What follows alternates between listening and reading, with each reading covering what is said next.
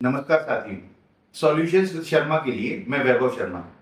दोस्तों, आज हम जो बात करने जा रहे हैं हेल्थ के एक ऐसे इशू पर, स्वास्थ्य के एक ऐसा मामला जिससे अमूमन बहुत लोग प्रभावित हो रहे हैं, लेकिन जानकारी के अभाव में वो मर्ज को बढ़ाते चले जाते हैं। ब्रेस्ट कैंसर, स्तन कैंसर, या इससे पहले की बात करें तो स्तन में, महिलाओं के स्तन में गांठ, एक छोटी सी गांठ जिसे अक्सर अनदेखा, अनसुलझा कर दिया जाता है, जिस पर विचार नहीं किया जाता, और वो गांठ धीरे धीरे बड़ी हो जाती है, एक विकराल रूप ले लेती है और यहाँ तक कि कई बार कैंसर बन जाती है। और उसके बाद शुरू होता है दुश्वारियों का, जिंदगी से जूझने का सिलसिला। तो किस तरह हम बच सकते हैं, कैसे सावधानी बरत सकते हैं, इस पर बात करने के लिए आज हमारे साथ king George medical university Lucknow की जनरल सर्जरी डिपार्टमेंट की एडिशनल प्रोफेसर डॉक्टर गीतिका नंदा जी से।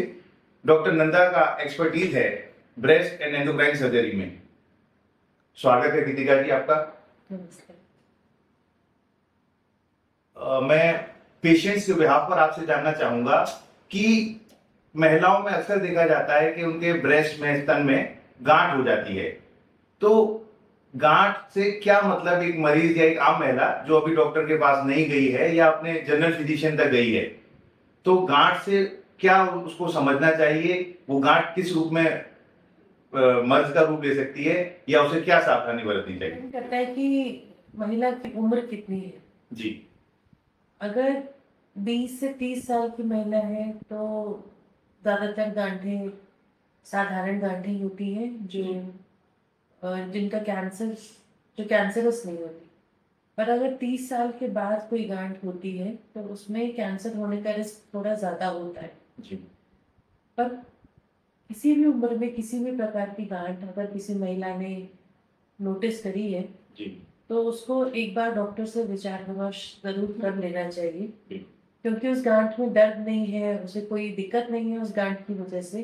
तो इसका मतलब ये नहीं है कि वो उसको लेकर के घर पे बैठी रहे और सोचें कि वो अपने आप से खत्म हो जाएगी। जी। एक बार दिखा लेना चाहिए। हमें बताइए कि 20 से 30 साल तक की महिला में ये अगर गांठ होती है तो अमूमन वो कैंसर की नहीं होती है, और इसकी मतलब इसको पुष्टि करने के लिए डॉक्टर के पास जाना जरूरी है। तो डॉक्टर इन जनरल, मतलब फिजिशियन, इसको डायग्नोज कर सकता है, या हमें किसी स्पेशलिस्ट के पास जाना चाहिए? मतलब जिस महिला को अगर गांठ है तो वो किस तरह के डॉक्टर के पास जाए? क्योंकि भारत में महिलाएं अक्सर महिलाओं को दिखाने में ही ज्यादा कंफर्टेबल महसूस करती हैं, और शायद कंफर्टेबल महसूस करना भी चाहिए। क्योंकि स्तन परीक्षण में अगर कोई पुरुष डॉक्टर उनको एग्जामिन करता है तो वो उतने कंफर्टेबल तो नहीं फील करेंगे। बिल्कुल। तो इसलिए भारत में अधिकतर महिलाएं गायनेकोलॉजिस्ट के पास जाती हैं अपने स्तन परीक्षण के लिए। तो मेरा ये कहना है कि गायनेकोलॉजिस्ट से अच्छा है कि वो किसी ब्रेस्ट के स्पेशलिस्ट डॉक्टर को ढूंढें, और अगर ब्रेस्ट का स्पेशलिस्ट डॉक्टर उनके एरिया में अवेलेबल ना हो तो किसी सर्जन को कांटेक्ट करना ज्यादा बेहतर ऑप्शन है। फिजिशियंस इस प्रकार की बीमारी को अक्सर देखते नहीं, उनके प्रीव्यू में ये नहीं आता है, तो शायद सर्जन ही इसके लिए बेटर डॉक्टर। मैं जानना चाहूंगा कि अगर गांठ बहुत छोटी सी है, मतलब अमूमन तो अननोटिस रहती है, और एहसास होता भी है कि गांठ हो गई है, तो कितने दिनों के अंदर में उसको डॉक्टर के पास चला जाना चाहिए? मतलब लोग अक्सर होता है ना कि गांठ है 2-4 दिन में अपने आप सही हो जाएगी, पड़ गई होगी, सर्दी से हो गई है, गर्मी से हो गई है, तो कब ऐसा लगना चाहिए कि उसको तुरंत डॉक्टर के पास जाना चाहिए? गांठें जो छाती में बनती है वो अपने आप से खत्म नहीं होती। एटलीस्ट 2-3 दिन में तो खत्म नहीं होती। तो अपने आप सोच करके ये गांठ कुछ दिन में खत्म हो जाएगी, अभी खत्म हो जाएगी, या हम सेकाई कर लेंगे तो खत्म हो जाएगी, मुझे लगता है हमेशा एक सेफ ऑप्शन है कि पहले जाके डॉक्टर को दिखा लेना चाहिए, क्योंकि समय पे कराया और इलाज हमेशा बेटर होता है, और देर करने में नुकसान अपना ही है। मैम, जैसा आपने बताया कि 20 से 30 साल की महिलाओं में गांठें होती हैं, वो ज्यादातर कैंसरस नहीं होती, तो मेरे दर्शक ये जानना चाहेंगे कि वो कैसे डिफरेंस करें कि कौन सी गांठ कैंसर हो सकती है या कौन सी गांठ कैंसर नहीं हो सकती, मतलब 20 से 30 साल में स्पेसिफिकली। देखिए 20 साल या 30 साल तक की महिलाओं को कई बार गांठ होती है ब्रेस्ट में, और 90% समय वो गांठें कैंसर नहीं होती। जी। अगर आप छाती में ऐसी कोई गांठ महसूस कर रहे हैं जो छाती में एक आराम से घूमती है, आप इधर छूते हैं तो उस ओर चली जाती है, उधर छूते हैं तो एक और दूसरी ओर चली जाती है, मतलब जिसे हम कहते हैं फ्रीली मोबाइल है, आराम से घूम रही है छाती के अंदर, जी। तो इस प्रकार की गिल्टियां कैंसरस नहीं होती है। पर अगर 30 साल के बाद कोई गिल्टी महिला नोटिस करती है तो उनमें कैंसर होने की संभावना थोड़ी ज्यादा होती है। जी। पर फिर भी मेरा मैसेज यही है कि चाहे 20 साल की उम्र हो, चाहे वो ज्यादा उम्र हो, अगर आप कोई भी गांठ को छाती में नोटिस करते हो तो एक बार डॉक्टर को दिखा करके ही उसका डायग्नोसिस बनाना चाहिए। मन में नहीं सोचना चाहिए कि ये हो सकता है, कि ये हो सकता है। बिल्कुल। तो ब्रेस्ट कैंसर किसी भी महिला को हो सकता है। जैसे हम ओरल कैविटी कैंसर, मुंह के कैंसर में बोलते हैं कि आप पान मसाला नहीं खाइए तो कैंसर नहीं होगा, ब्रेस्ट में ऐसा कोई एक कारण हमारे पास नहीं है कि आप ये ना करें तो आपको कैंसर नहीं होगा, कि ये ना करें। जरूरी क्या है कि बच्चा, मतलब महिला अपने प्रति जागरूक रहे, क्योंकि ब्रेस्ट एक ऐसा ऑर्गन है जो शरीर के बाहर है, जिसे आप आराम से छू करके महसूस कर सकते हैं। तो कोई छोटी सी गांठ भी हो तो आप बहुत जल्दी से उसको पकड़ सकते हैं और सही समय पे उसका इलाज करा सकते हैं। तो मेरे हिसाब से ये ज्यादा जरूरी है। और रही बात सिम्टम्स की, तो सबसे जो हम कहते हैं कॉमन सिम्टम है ब्रेस्ट कैंसर में वो है गांठ। जी। और इन गांठों में मोस्टली कोई दर्द नहीं होता, किसी भी प्रकार का दर्द नहीं होता, और इसलिए महिलाएं बैठी रहती हैं घर पे ये सोच के कि शायद ये गांठ सेकाई से चली जाएगी, या शायद किसी लोकल ट्रीटमेंट से चली जाएगी, या इसमें कोई दिक्कत तो है नहीं तो मैं डॉक्टर को क्यों दिखाने के लिए जाऊं। जी। परंतु ये गांठ अपने आप रुकती नहीं है, ये लगातार बढ़ती ही चली जाती है। और तब महिलाएं हमारे पास आती हैं जब ट्रीटमेंट में थोड़ा देर हो जाता है। ये आपने बताया, लेकिन ये तो एक सिस्ट की गांठ की बात हुई। ब्रेस्ट कैंसर के और क्या सिम्टम्स हैं जिनको नजरअंदाज नहीं किया जाना चाहिए? हाँ, ये बहुत जरूरी है, क्योंकि जरूरी नहीं है कि हर ब्रेस्ट कैंसर केवल एक गांठ से ही सामने आए। कभी कभी निपल में रिसाव होना, स्पेशली जब निपल में पानी आ रहा है या खून की तरह कुछ आ रहा है, तो वो भी एक सिम्टम हो सकता है। जी। कभी कभी ब्रेस्ट की शेप खराब हो जाती है, जैसे निपल अंदर चली जाती है, या ब्रेस्ट की स्किन में डिंपल पड़ने लगते हैं, या संतरे की जैसी स्किन हो जाती है। जी। तो ये भी किसी प्रकार के कैंसर के लक्षण हो सकते हैं। और कभी कभी मवाद हो जाना, स्पेशली उन महिलाओं में जो किसी बच्चे को दूध नहीं पिला रही है, वो भी एक लक्षण हो सकता है ब्रेस्ट कैंसर। मैम, आजकल तमाम कारणों से, मतलब कह सकते हैं कि फिगर कॉन्शियस होने के नाते या ब्यूटीफुल दिखने के लिए कई बार महिलाएं अपने बच्चों को अपना दुग्धपान कराने से परहेज करती हैं। तो क्या ये भी एक कारण हो सकता है ब्रेस्ट कैंसर का?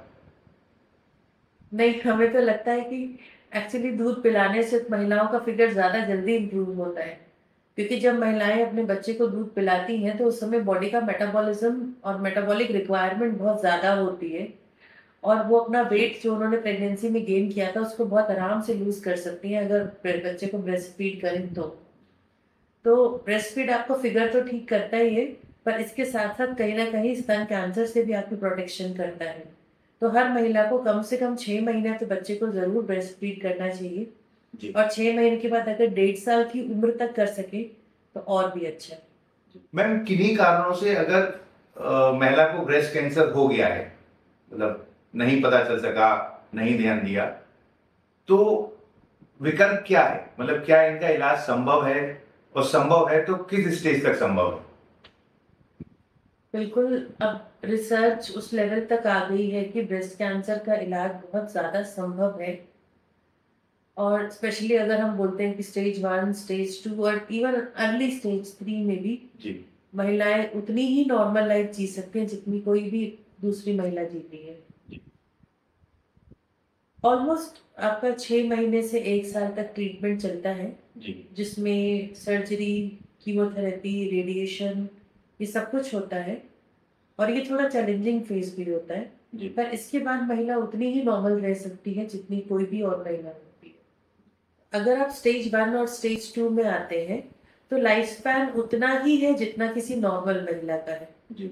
स्टेज 3 बिगिनिंग में भी लाइफ स्पैन ऑलमोस्ट नॉर्मल रहता है, तो इसलिए स्तन को हर महीना एक बार स्वयं परीक्षण करना, 40 साल की उम्र के बाद अपनी मैमोग्राफी करा लेना, या कम से कम 40 साल की उम्र के बाद एक सर्जन से या एक किसी ब्रेस्ट के स्पेशलिस्ट डॉक्टर से आके मिलना, ये एक बहुत आसान काम है। और स्वयं स्तन परीक्षण के तो बहुत से एजुकेशन मटेरियल वीडियोस आजकल इंटरनेट पे उपलब्ध है, या आप अपने डॉक्टर से मिलकर भी सलाह ले सकते हैं कि अपना स्वयं स्तन परीक्षण कैसे करना चाहिए। और इससे ही आप कोई कैंसर या कोई गांठ जो पनप रही है और बहुत छोटी सी भी है तो उसको बहुत आराम से बहुत अर्ली स्टेज में पकड़ सकते हैं, जिससे ट्रीटमेंट बहुत बहुत सिंपल हो जाता है। तो कहीं ना कहीं जब हम पूरा ब्रेस्ट निकाल देते हैं तो महिला की साइकोलॉजी इफेक्ट तो होती है जी। और जब उनका ट्रीटमेंट कंप्लीट हो जाता है तो वो थोड़ा डिप्रेस भी महसूस करती है, क्योंकि एक तरह से एक ब्रेस्ट होना एक ब्रेस्ट ना होना डिफॉर्मिटी सी महसूस होती है उनको जी। पर अगर अर्ली स्टेज में हमको पता चलता है बीमारी के बारे में, स्टेज 1 में या स्टेज 2 में, तो ब्रेस्ट कंजर्व करना उतना ही सेफ ऑप्शन है जितना ब्रेस्ट पूरा निकाल देना। जी।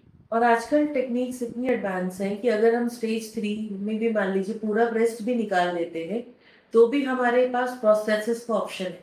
वो प्रोस्थेसिस इंटरनल भी हो सकता है, एक्सटर्नल भी हो सकता है।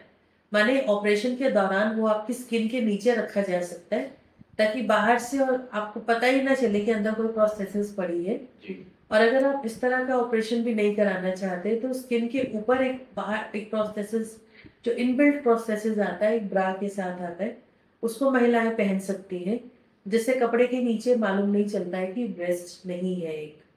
तो आजकल महिलाओं को सपोर्ट करने के लिए कई प्रकार की मोडालिटीज बन गई है जिससे महिला एक नॉर्मल लाइफ जी सकती बढ़ रहे हैं। तो एक तो ये हुआ कि गांठ या सिस्ट इस तरह की कोई महसूस हुई तो आपने बताया कि वो महिला किसी एक्सपर्ट ब्रेस्ट सर्जन को कंसल्ट करे तो चीज सामने आएगी। लेकिन कुछ क्या ऐसी हिदायतें, कुछ प्रिवेंटिव मेजर्स भी हैं जो लड़की हो या महिला हो, वो अगर शुरुआत से उसमें अमल करे तो बचा जा सकता है? कुछ ऐसे प्रिवेंटिव मेजर्स अगर हो तो प्लीज बताइए। जी, एक तो मुझे लगता है कि आजकल तनाव एक बहुत बड़ा कारण है बढ़ते हुए कैंसर्स का। महिलाओं पे डबल साइड प्रेशर होता है, जो बाहर काम करते हैं उन पे ऑफिस का भी काम है, घर का भी काम है, तो डेफिनेटली महिलाओं पे कहीं ना कहीं प्रेशर तो है ही। तो तनाव की वजह से हमारे स्ट्रेस हार्मोन्स जैसे कॉर्टिसोल, एड्रीनलिन, ये सब का लेवल्स हाई होता है और कहीं ना कहीं ये कैंसर कॉज करने में कारण तो इनको पाया ही गया है। जी। तो मुझे लगता है कि थोड़ा सा महिलाओं को अपने लिए समय निकालना चाहिए। रोज सुबह उठ करके थोड़ी देर ध्यान में बैठना चाहिए, अपने आप को रिलैक्स करना चाहिए। थोड़ा एक्सरसाइज एक जीवन का अभिन्न अंग होना चाहिए, क्योंकि एक्सरसाइज कैंसर से बहुत प्रिवेंट करती है। जी। तो अपने लिए तो समय निकालना ही है, प्लस आजकल जो साइंस की जो लेटेस्ट रिसर्चेस हैं उसमें कॉस्मेटिक्स का भी एक बहुत कारण पाया गया है कैंसर के प्रति। जी। तो क्या कॉस्मेटिक्स में यूज किए जाने वाले केमिकल्स कहीं ना कहीं कैंसर कॉजिंग पाए गए हैं, तो इसलिए कॉस्मेटिक्स का जो प्रयोग है वो थोड़ा ध्यान से लिमिटेड मात्रा में करें, चाहे वो कोई भी ब्रांड का हो। जैसे आपने बताया कि कॉस्मेटिक्स का यूज भी वन ऑफ द रीजन हो सकता है या हो रहा है, तो ऐसा भी देखा जा रहा है कि फिगर कॉन्शियस लोग मॉडलिंग के लिए या सुंदर दिखने के लिए तरह तरह के अंडर गारमेंट्स का उपयोग कर रहे हैं, खासकर महिलाएं। तो क्या ऐसा भी है कि कुछ खास तरह के कुछ अंडर गारमेंट्स भी ब्रेस्ट कैंसर का चाहे प्राइमरी से लेकर एक कारण बनते हैं? और नहीं, ऐसा तो नहीं कह सकते हैं। जनरली सोसाइटी में एक बात फैलती है कि ब्लैक अंडरगारमेंट्स यूज करने से कैंसर का रिस्क ज्यादा होता है। जी। ऐसा तो हम नहीं कह सकते, पर हाँ इतना जरूर है कि अंडरगारमेंट्स कॉटन के यूज करने चाहिए। सिंथेटिक बेस्ड अंडरगारमेंट्स स्किन के लिए उतने फ्रेंडली नहीं होते, तो अगर रेगुलर यूज में जो यूज करते हैं वो कॉटन ही होना चाहिए। मैम, एक्सपर्ट डॉक्टर्स के थ्रू तो आपने सारी जानकारी दी कि डॉक्टर के पास कब जाना चाहिए, क्या क्या हिदायत देनी चाहिए, लेकिन सेल्फ एग्जामिनेशन के बारे में, सेल्फ ब्रेस्ट एग्जामिनेशन के बारे में आप कुछ हमारे दर्शकों को और बताना चाहें जिससे चीजें और सिंपल हों? बिल्कुल, ब्रेस्ट सेल्फ एग्जामिनेशन एक बहुत ही खूबसूरत सी सिंपल सी टेक्निक है जिसे कोई भी महिला 20 साल की उम्र के बाद आराम से स्टार्ट कर सकती है। जी। और ब्रेस्ट क्योंकि एक सुपरफिशियल ऑर्गन है, शरीर के अंदर नहीं है, बाहर ही है, तो आराम से ब्रेस्ट को छू करके महसूस किया जा सकता है कि कोई गांठ है या कोई बदलाव है। इसमें मैं ये भी कहना चाहती हूँ कि हर महिला के स्तन की बनावट अलग अलग होती है। तो अगर ब्रेस्ट में कोई चेंजेस होता है, कोई बदलाव होता है, तो सबसे पहले वो महिला ही नोटिस कर सकती है उस बदलाव। बिल्कुल। सेल्फ ब्रेस्ट एग्जामिनेशन करने का जो उचित समय है वो जनरली आपके पीरियड्स खत्म होने के 7 दिन के बाद होता है। आप महीने में कोई भी एक दिन निश्चित कर सकते हैं अपना स्तन परीक्षण करने के लिए। नहाते समय या नहाने के जस्ट पहले आप इसको कर सकते हैं। और पहले इसमें इंस्पेक्शन करना होता है, दोनों छाती को देखना होता है, दोनों की बनावट में कोई फर्क है या नहीं है।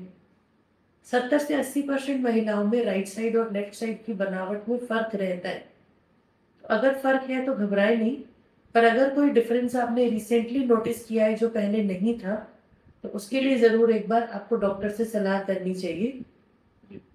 तो पहले अपनी छाती को देखें कि दोनों तरफ की बनावट कैसी है, एक समान है या नहीं है, किसी तरफ की निपल कहीं बाहर या अंदर तो नहीं गई हुई है, कहीं पे कोई उभार तो नहीं आ रहा है।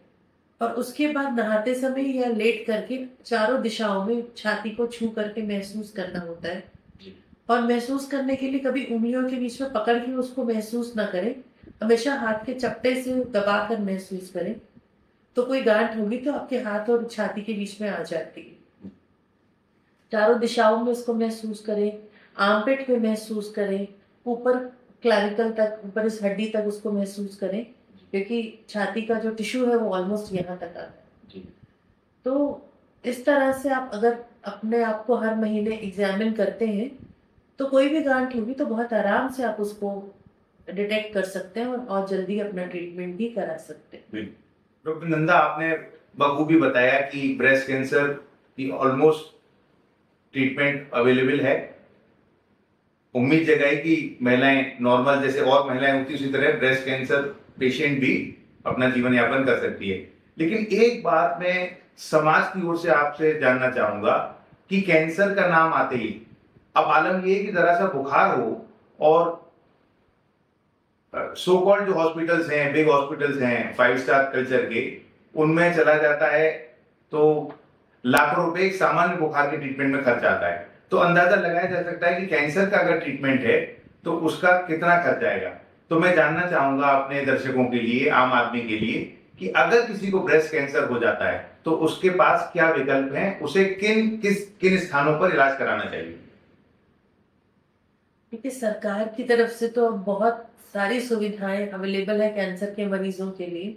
जी। आयुष्मान कार्ड, कैंसर कार्ड, विपन्न कार्ड, तो बहुत सारी सुविधाएं हैं मरीजों के लिए जिससे वो यूज कर सकते हैं। और उनका ट्रीटमेंट ऑलमोस्ट सरकारी इंस्टीट्यूशंस में फ्री ऑफ कॉस्ट होता है।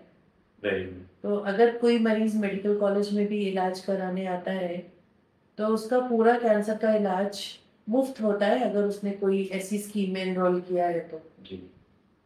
और मुझे नहीं लगता है कि सरकार की जो फैसिलिटीज अब अवेलेबल हैं सब लोगों के लिए, उसके बाद कोई भी ऐसा मरीज है जो कैंसर के इलाज से वंचित रह सकता है, और वो भी अच्छे इलाज से वंचित रह सकता है। महंगी से महंगी दवाइयाँ फ्री में मरीजों को उपलब्ध कराई जाती हैं जब वो स्कीम में एनरोल कर लेते हैं। तो लास्ट क्वेश्चन, कि आप महिलाओं को क्या संदेश देना चाहेंगे। देखिए, मैं बस ये कहना चाहती हूँ कि महिलाएं घर की रीढ़ की हड्डी है, बैकबोन है। तो अगर आप स्ट्रांग नहीं है, हेल्दी नहीं है, तो परिवार हेल्दी नहीं होगा। तो सबसे पहले अपनी प्रायोरिटी में अपने आप को समय दीजिए। अपनी एक्सरसाइज, अपना मेंटल स्ट्रेस का कंट्रोल, अपनी मेडिटेशन, अपनी डाइट, इन सबको प्रायोरिटी दीजिए, क्योंकि आप है तो आपका परिवार है। स्वयं स्तन परीक्षण करना एक बहुत आसान, बहुत सिंपल सी टेक्निक है जिसको आप 1-2 बार अगर कर लेंगे तो हर महीने आराम से कर सकते हैं। उसमें कोई एक्स्ट्रा समय निकालने की भी जरूरत नहीं है, उसको नहाते हुए भी आप कर सकते हैं। और 40 साल की उम्र के बाद अगर आप हर साल एक डॉक्टर से मिल सकते हैं, साल में केवल एक बार, तो वो आपके लिए जीवन परिवर्तक हो सकता है। बहुत बहुत धन्यवाद डॉक्टर गीतिका नंदा जी, आपने इतनी महत्वपूर्ण जानकारी हमारे दर्शकों को दी, खासकर ऐसे विषय पर जो सभी को डरा देता है, पूरे परिवार को, एक महिला ही को नहीं, पूरे उसके परिवार को, उसके भविष्य पर क्वेश्चन मार्क लगा देता है। मैं आप लोगों से भी निवेदन करूंगा, आपकी भी कोई समस्या है तो प्लीज मुझे vaibhavjvk@gmail.com पर मेल करें। मैं कोशिश करूंगा अपने एंड पर या एक्सपर्ट्स के थ्रू आपकी समस्या का सॉल्यूशन लाने के लिए। बहुत बहुत धन्यवाद।